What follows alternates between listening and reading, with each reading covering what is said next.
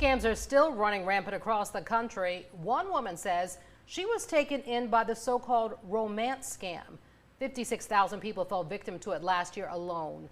NBC 15's Ashley Knight tells us the story of one woman who was taken advantage of by not one, but 3 different scammers, all claiming to be in love with her.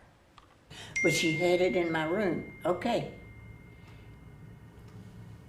He's here now. Sorry, my love, for not texting you.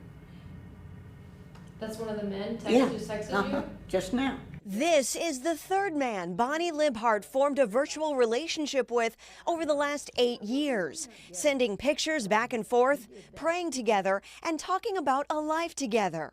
I will love you till my last breath. But all 3 men lived overseas and started asking for money months into the relationship. I had the money. I had the $430,000 in my bank account, in the savings account. Then I had owned a house, $650,000. I got a reverse mortgage on it after I spent all the money in the $430,000. Then I just kept sending money. Libhart says this all started about 2 years after her husband suddenly passed away.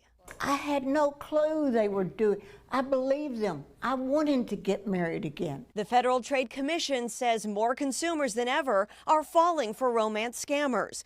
The commission reported victims losing $547 million in 2021 alone. One of my friends said, "I think you're being scammed." And I said, "No, this guy and I talk back and forth about the Bible. We pray together." And they said, "Well, we got a thing coming on at the First Baptist Church in Huntsville for it's fraud and romance scams." That's when Libhart discovered it was all a lie. Libhart says her bank even called her, concerned about where she was sending all her money. But she says she's learned her lesson. And but I'm not going to do that anymore. If God doesn't show me a man at church or somewhere they're Christians. Ashley Knight, NBC 15 News. Well, the Better Business Bureau also has some advice. Be wary of if you meet someone online and they're quick to move communication off social media. Scammers will often hint at financial troubles before they ever ask for your money.